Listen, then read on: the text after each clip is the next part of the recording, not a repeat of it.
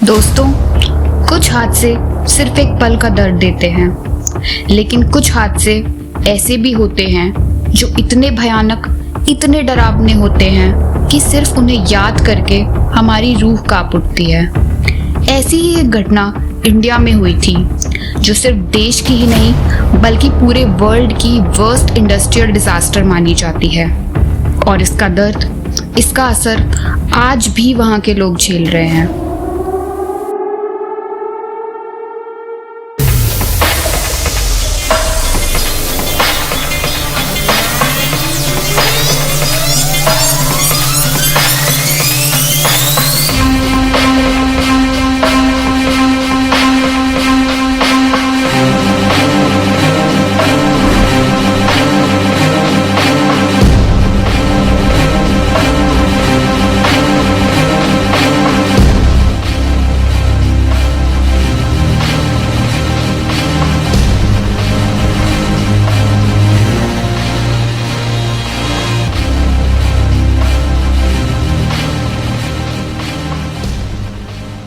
दिसंबर 1984 की वो रात ऐसी थी जब भोपाल में रहने वाले लोग सोए तो सही पर फिर कभी नहीं उठे।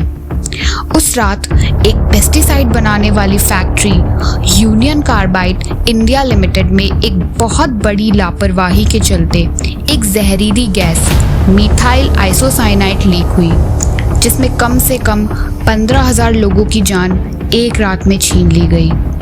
और आज इतने सालों बाद भी उस हादसे के पीड़ित लोग अपनी कहानी सुनाते वक्त यही कहते हैं कि काश उस रात हम भी मर गए होते तो शायद बेहतर होता। हो रहा है नई नई महिलाओं की, लड़कियों की शादी नहीं होती। मैडम, अगर शादी भी कर दो ना तो वो ससुराल वाले कह के भगाते, तो गैस पे होता तो देखते पैसे के तो तुझे रखेंगे नहीं तो क्या। इस वीडियो में हम ना सिर्फ ये समझेंगे कि ये हादसा कैसे हुआ था, बल्कि ये भी जानेंगे कि इसका जिम्मेदार कौन था और किस सरकार ने उस अमेरिकन मालिक को भागने में मदद की। और वीडियो के बीच में होगा आप सब के लिए एक क्विज क्वेश्चन। ये हादसा होने से लगभग 15 साल पहले की बात है, जब इंडिया के हार्ट मध्य प्रदेश के कैपिटल भोपाल में एक नई फैक्ट्री स्टैब्लिश हुई थी, जिसका नाम था यूनियन कार्बाइड इंडिया लिमिटेड। इस फैक्ट्री में 51% हिस्सा एक अमेरिकन कंपनी यूसीसी का था और बाकी का हिस्सा इंडिया गवर्नमेंट और आम लोगों का। ये फैक्ट्री कीटनाशक यानी पेस्टिसाइड बनाने के लिए लगाई गई थी। इसके शुरू होते ही भोपाल के लोगों की खुशी का ठिकाना नहीं था, क्योंकि नौकरी का एक नया जरिया उन्हें मिल गया था। हर कोई इस फैक्ट्री में काम करने के लिए पागल था, लेकिन उन्हें क्या पता था कि यही फैक्ट्री उन्हें मौत की नींद सुला देगी। इस कंपनी में लापरवाही और लालच की सारी हदें पार हो चुकी थी।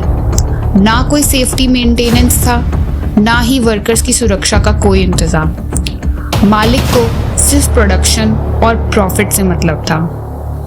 ये कंपनी पेस्टिसाइड बनाने के लिए एक खतरनाक केमिकल मिथाइल आइसोसाइनाइड यानी MIC का इस्तेमाल करती थी, और जब ये केमिकल पानी से मिलता है तो इसकी गैस जहर बन जाती है।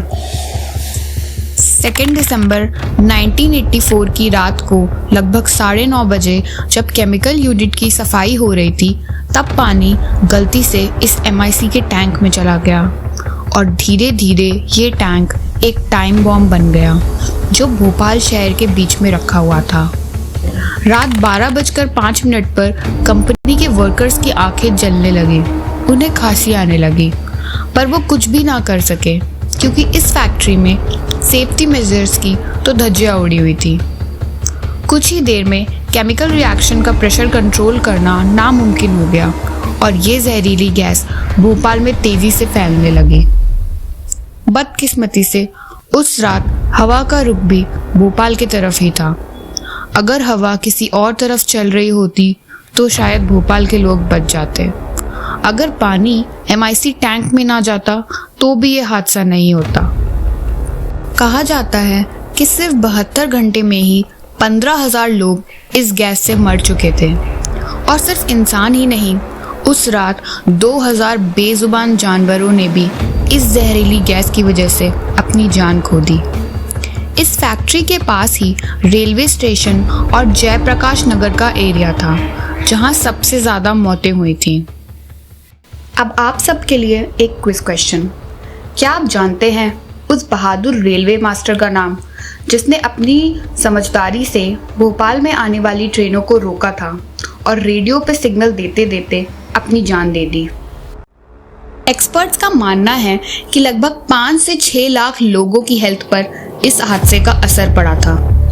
पर आखिर कौन था इस हादसे का जिम्मेदार? वॉरेन एंडरसन, जो उस वक्त यूनियन कार्बाइड का सीईओ था, उसने शुरुआत में इस हादसे की जिम्मेदारी ली और अगले ही दिन वो इंडिया आ गया।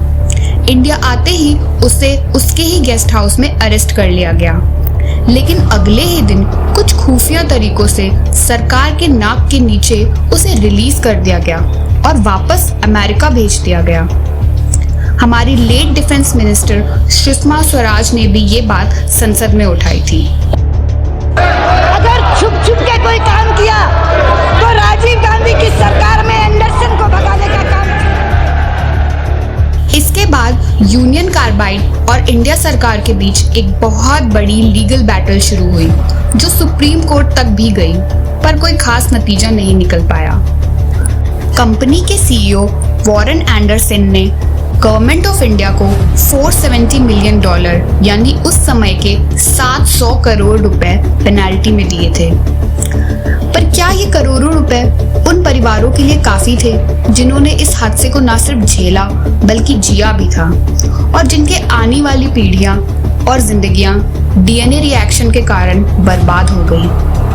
आज भी ये फैक्ट्री भोपाल के शहर के बीचों बीच एक खंडहर बनके खड़ी हुई है, जिसमें न जाने कितने ही चीखें और यादें दफन हैं।